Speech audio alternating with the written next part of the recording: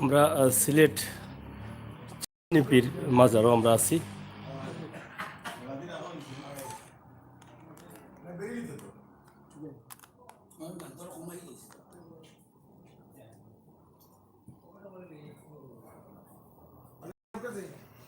আমরা চাষনিপির মাজারের উপরে উঠি আর আপনার লগে তাও এবং শেয়ার করুক।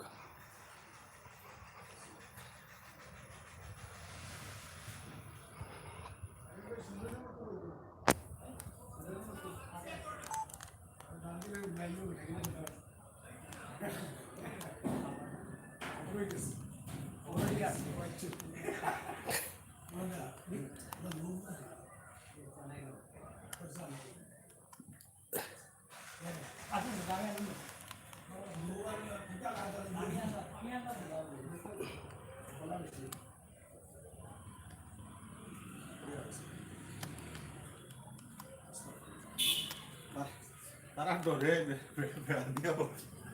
বেড়া দিয়ে মানুষ আর আছে না। কখনো পালামালি করা যায় না।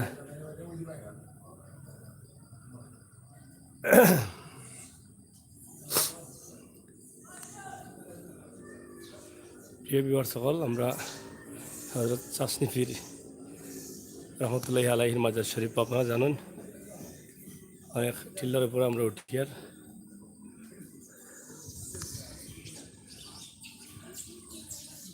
গিলাফ বিতরণ এবং ছড়ানো হইব।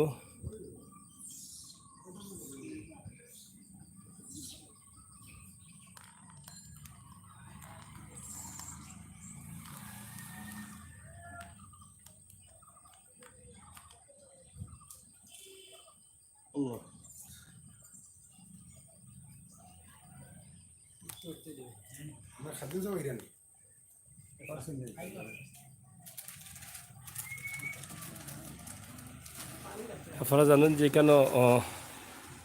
অনেক বান্দর থাকে, যার কারণে এটারে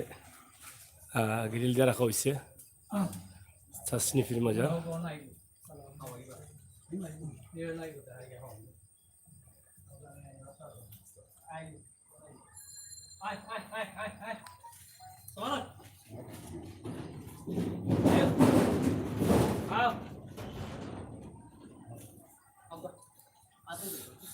সৈয়দ চাষনিপির হযরত সৈয়দ ওখানে তুলে দেখি খানিরা মেদি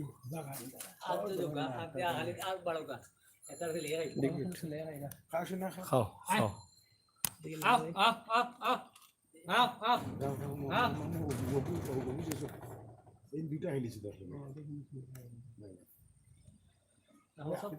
ভালো লাগেননি সব নিচে আপনার ভাই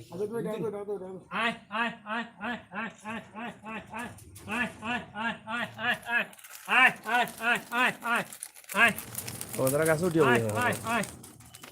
আস্তা বেরিয়ে থাকে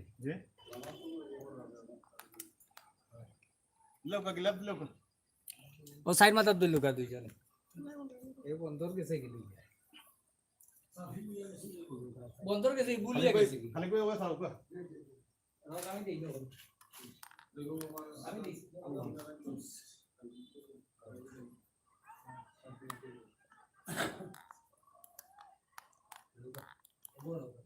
আপনারা দেখলাম চাষনিপির মাজারও গিলাফ দেওয়ার শাহজালাল আর পক্ষ থাকি আমরা মাজারের ভিতরে আছি হযরত সৈয়দ শাহ চাষনিপির।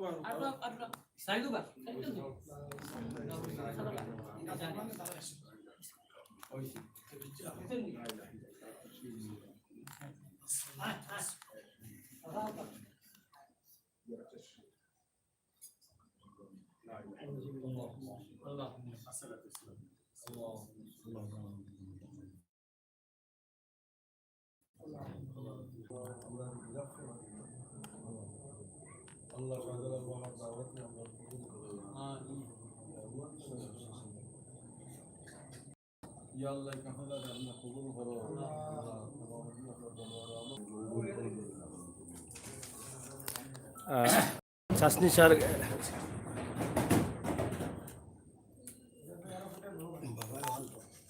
জি চাষনি স্যার সংক্ষিপ্ত কিছু ইতিহাস যদি হজরত শাহজালাল মাতামনি রহমতুল্লাহ আলী যে সময় কাবা শরীফ থাকি তার মামা হজরত আহমদ কবির রহমতুল্লাহ আলী এক মুষ্টি মাটি দিয়ে তানে পূর্ব দেশ ইসলাম প্রচারের লাগে তানে ফাটায়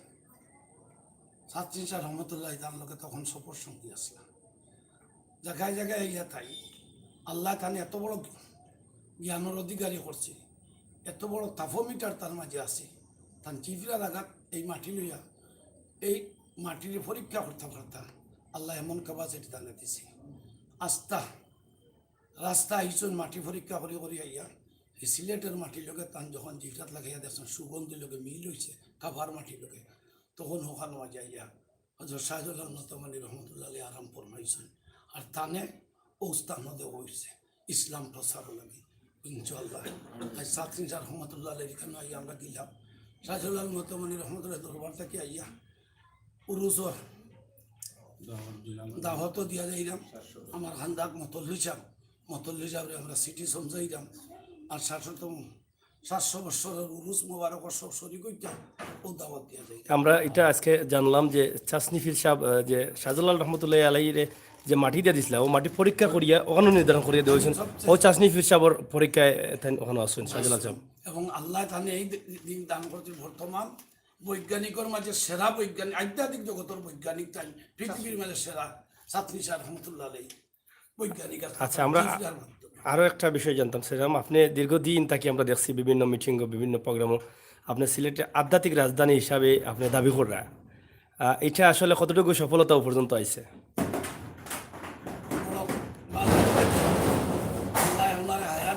আমার এই প্রশ্নটা হলো আমরা 2008 সাল থেকে মরহুম এরশাদ সাহেব আধ্যাত্মিক রাজধানী ঘোষণা দিছিলেন কিন্তু লেখায় পড়ায় থেকে দিছিল না বর্তমান সরকারেও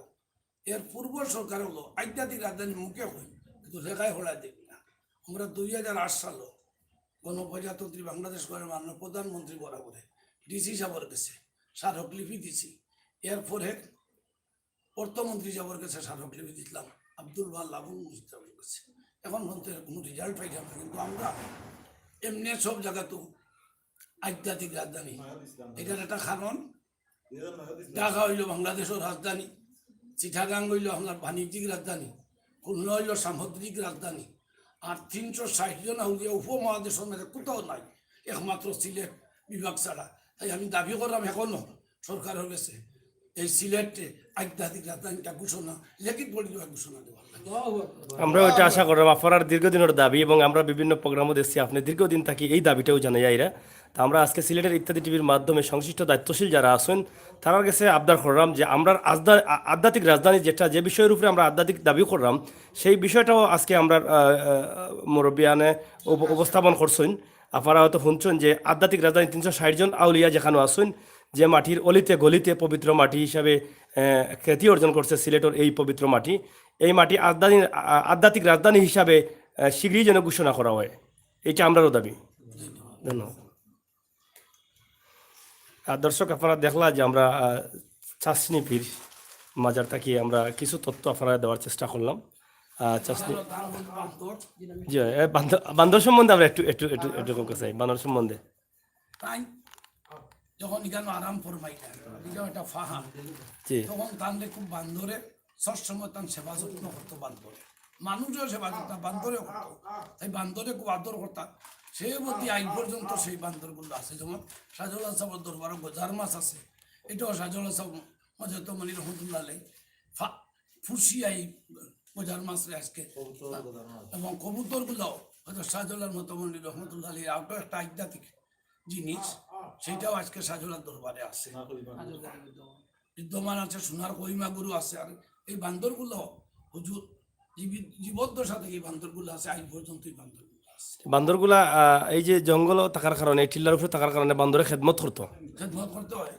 অনেকে যারা আয়, অনেকে বান্দরের খানি লই যায়, খানি দেয়, আর তারা মানুষের না খাইও তারা থাকে, আর মানুষের ইয়া দিলেও আল্লাহর রাস্তায় তারা খায়। তাহলে এটাও আমরা নিশ্চিত হইলাম যে এখন অনেকের মনোমাঝে প্রশ্ন আসছিল যে আসলে এখানে বান্দর খেনে থাকে বা বান্দর অনেকে ভয় পায়। তো এখন আমরা দেখলাম যে মাজারও যে হোক বাগান চা বাগান চতুর্দিকে টিলা, কিন্তু অন্যান্য জায়গা নেই।